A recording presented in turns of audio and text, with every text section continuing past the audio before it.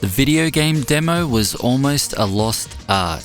Definitely something we see less and less, at least from the big guys, because it tends to cost sales if the demo doesn't live up to expectations.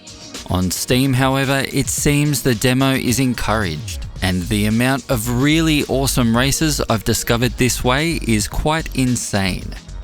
Here's 12 racing games with demos that you can find on Steam and play right now for free.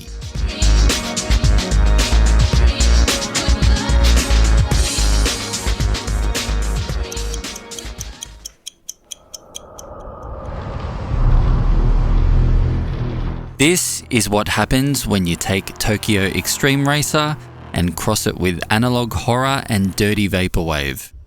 I haven't put as much time into Night Runner's Prologue as I should have by now.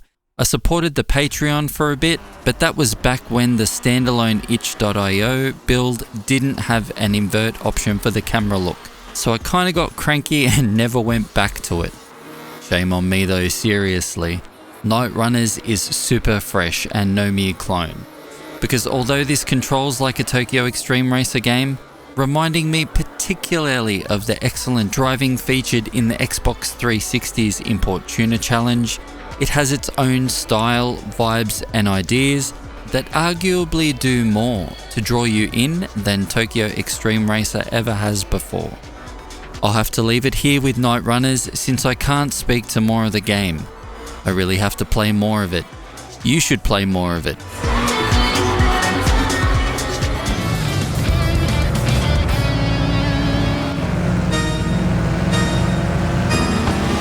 I love Race Jam all day, every day. I came across this demo a while back, and whilst it had a lot of potential, it had some issues too. Since then, I've watched as the team really knuckled down and addressed the concerns of the players. The game got a nice kick up the butt when it comes to speed. Course designs have been refined and are now much more enjoyable to race on. And the promising but quirky vehicle physics have been reined in a bit, and Race Jam is now legitimately fun to play. The game is a 90s nostalgia bomb. From the menu design to the characters and tracks themselves, you'll spend a lot of time just picking out the 90s references. Races are fun, and Race Jam has some unique play mechanics. There's a risk-reward boost system that is tied into your car health. Boosts and drift boosts will use some of your health. You are able to heal yourself at any time with a dedicated button, but this can take a while and will slow you down, so it's best to pick your healing moments wisely. Should you choose to indulge in the trick system, you can also get some health boosts that way too. All of these layers of complexity really add to each race, and once you get over the initial shock of all the extra systems you have to manage, you'll likely find yourself unable to put Race Jam down.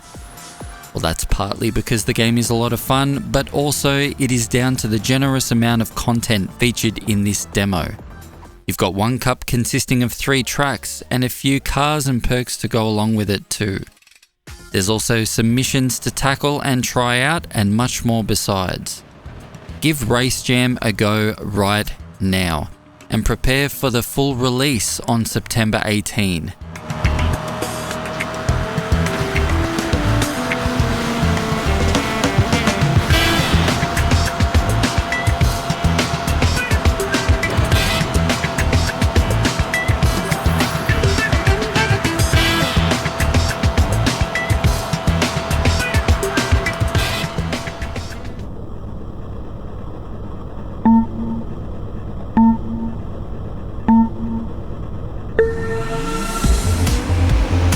Stop me if you've heard this one before.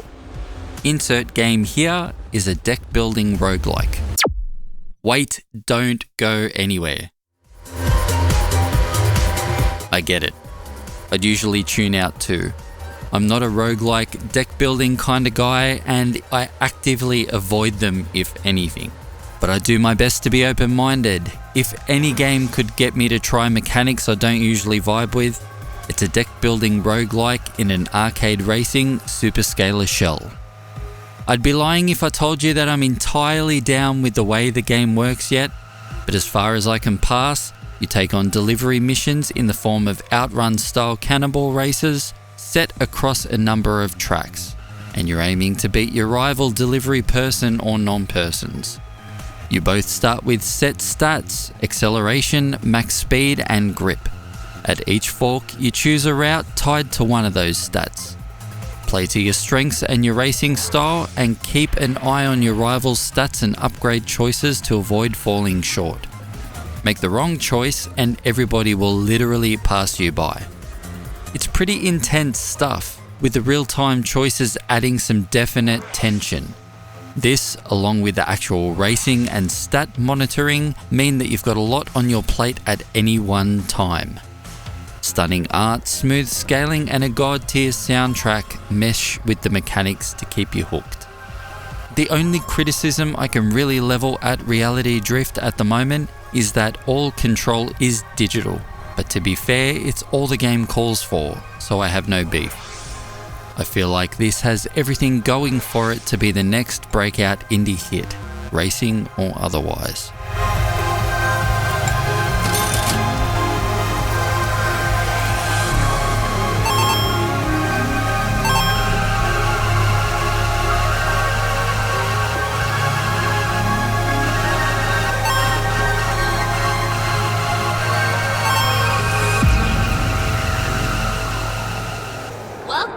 To Day Night City. 3, 2, 1, go! Project Turboblast is a cracking racer, drawing inspiration from all sorts. It's F-Zero with drifting, echoing inertial drift, I reckon, in car models and trackside visuals. This demo offers 4 tracks, 3 cars and a bike, playable in Grand Prix, single race or time trial modes. I've got to be honest, I wasn't sold on the demo at first, but recently, having opened my mind to the F-Zero style racing, I've developed a new appreciation for this kind of racer. Controls are solid but a bit twitchy, drifting feels awesome, and chaining corners together is deeply satisfying. As the name suggests, Project Turboblast is boost heavy.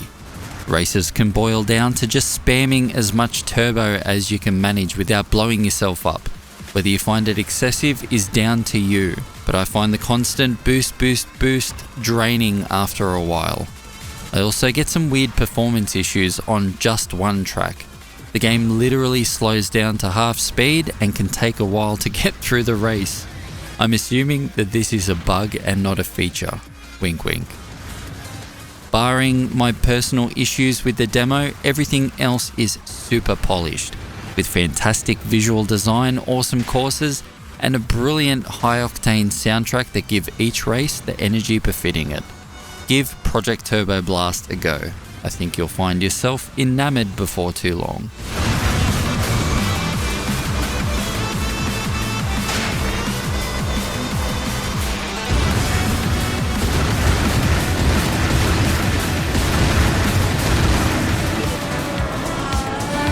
I've made it clear in the past that although I admire 3D Clouds and their racing games, there's always a critical flaw or two in each of their titles that stops me from being able to fully enjoy their games.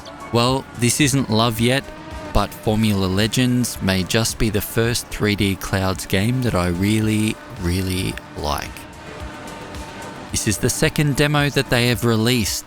I bounced off the first pretty quickly thanks to some super strange camera angles and so-so control. But this second demo is much better. The amount of improvement made here is pretty staggering. What we've got here is another nice and arcadey take on Formula 1 racing, much like New Star GP, and just like that game, there's some neat arcade takes on elements of the motorsport. Control has much improved and I'm finding it actually quite satisfying to fang around the tracks here. If I had to pick, the visuals, even at native resolutions, which the footage you're seeing here is not, by the way, can be blurry and indistinct, and I do feel like there's some input lag even with the wired controller that I use here at my desk. But both issues, funnily enough, do not detract from my enjoyment of this demo. If Formula Legends keeps along this track, it'll be 3D Cloud's greatest game by far.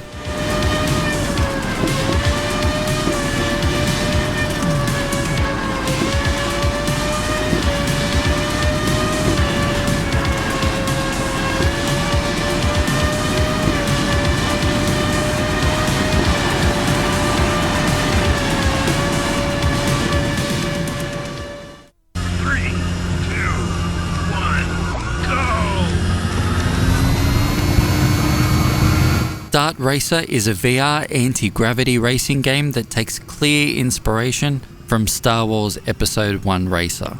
Playable without VR 2, the gameplay goes its own way, and the controls are great. They're nice and weighty, and these darts are a joy to race. Course design is excellent, with rollercoaster style layouts and serious attention to landmarks and trackside drama. My only gripe is the prototypey look. There's some colour clash here that does some of the ship details dirty, but I do love the fundamental style. With the gradients, it's almost got a Duck Dodgers and Marvin the Martian Space Fair vibe. Despite lacking polish, it looks great so far. It plays awesome and I'm excited for more. I'd give it 10 extra review points if it leans full into the Duck Dodgers aesthetic. I'm not even kidding.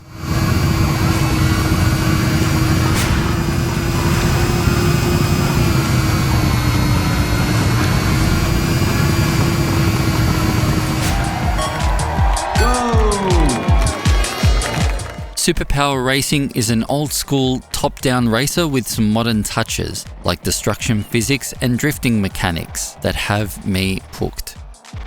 There's a lot of top-down racers out there, so many that the subgenre really needs its own video, but I feel the need to highlight this one in particular because it's got the makings of something special. Course design in particular is a standout. Some courses do the Ridge Racer thing, sharing sections of the track while blocking off certain routes and opening up others.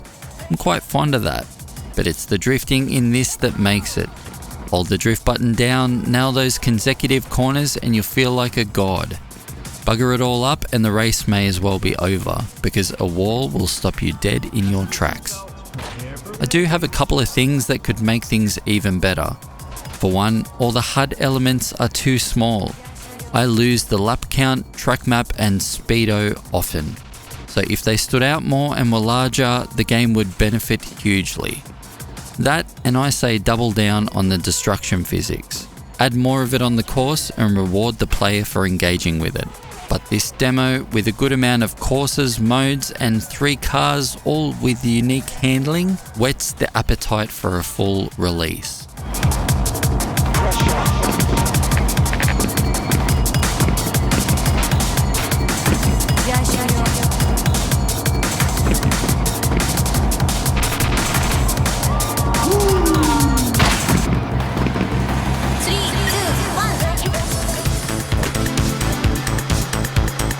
Pocket Wheels is a fantastic driving adventure game that may take you back to the heady days of Toy Commander and San Francisco Rush 2049 on your Sega Dreamcast. Explore a bedroom in search of coins, events and batteries that will help you expand into the next area or room, which is locked and leads to my one and only criticism.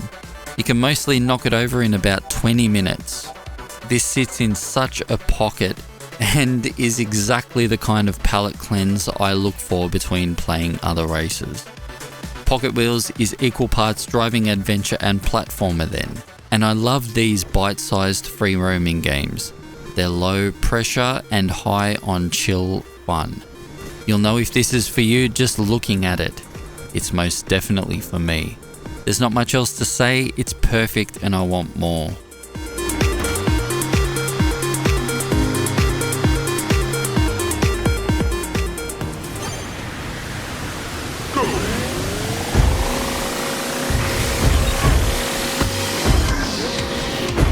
Speaking of San Francisco Rush 2049, hands up how many of you have lost hours and hours to stunt mode.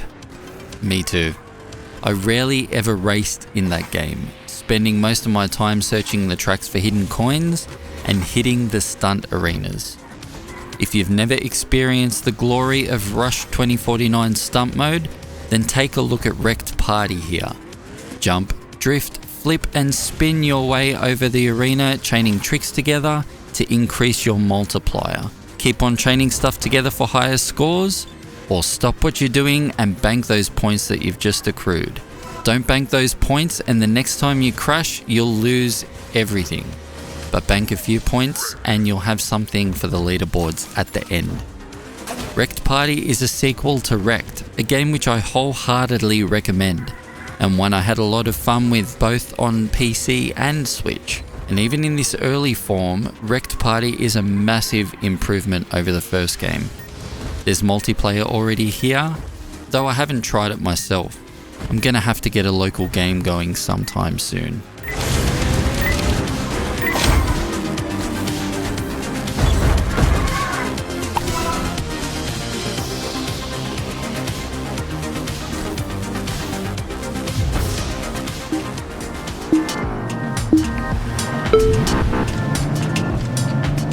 Stardrift Evolution is an absolute gem. It has all the multiplayer options you could want, but I'm not the multiplayer guy. Here, it's the leaderboards and global ranking stuff that truly sinks its hooks in for me. I generally don't like the competitive nature of real-time multiplayer. I kinda play games just to escape people, and would prefer to keep them out of the equation. I will, however, make an exception for racing other people's ghosts. That's some cool shit, and as much interaction as I could want. With 75 tracks to race and set best times on, and 50 plus cars with livery options, there's a lot to do. I don't think I'll ever 6-star every event, but I'm gonna have fun trying. The drifting in Stardrift Evolution is excellent, as it should be considering it's in the title of the game. And I love fanging around these well-designed courses. There's various top-down camera angles, along with a bonnet cam, but this third-person view is my favourite. Gives me a really nice view of the track, and I can sit back and admire the gorgeous cars, details and lighting. Stardrift Evolution comes highly recommended. The demo is generous and led me to purchase. I can't fault Stardrift Evolution in the slightest.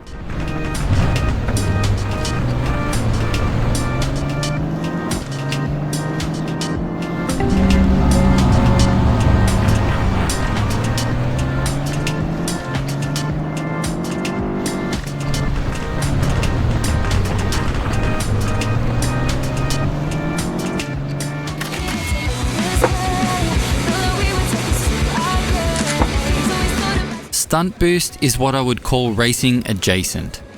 This is a time trial racer that has just as much in common with first-person games as it does with the Tony Hawk, Micro Machines and Tiny Wings games it was thrown into the blender with.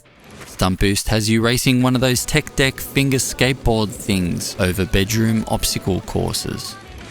The precision and momentum-based gameplay featured in the demo already gives away the hard fact that STUNTBOOST is likely going to be an absolute must-play for almost everybody out there. What's here in the demo is basically the tutorial.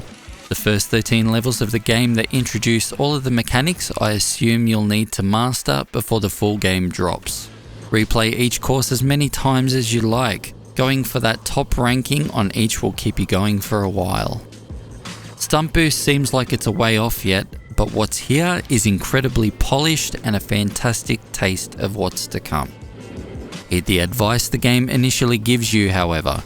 This controls like a first-person shooter, so for ultimate accuracy, you'll be wanting to play via mouse and keyboard.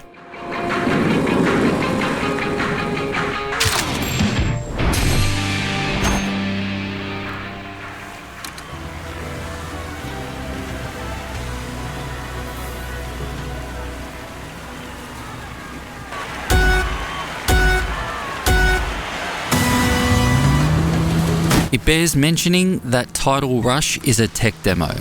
What's here is proof of concept, and that concept is basically Mario Kart 8 on water. And yeah, if you've played Mario Kart 8, and chances are that you have, you'll feel right at home here. The tech demo features only one course, but there's 3 characters to play in either single, race, time trial or multiplayer modes.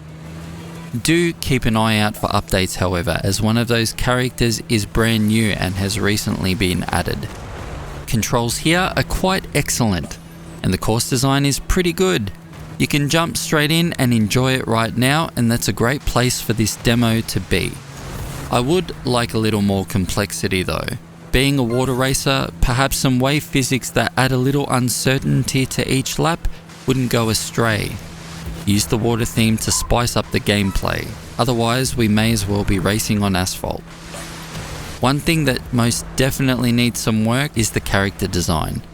I don't like being negative generally, so my constructive criticism is that these characters are in need of some softening, because right now they can come across as a little unnerving. I don't know if it's the uncanny valley thing in addition to the basic animation routines right now, but a more stylized approach should probably be taken. All in all though, Tidal Rush has some serious potential, even in this brief form.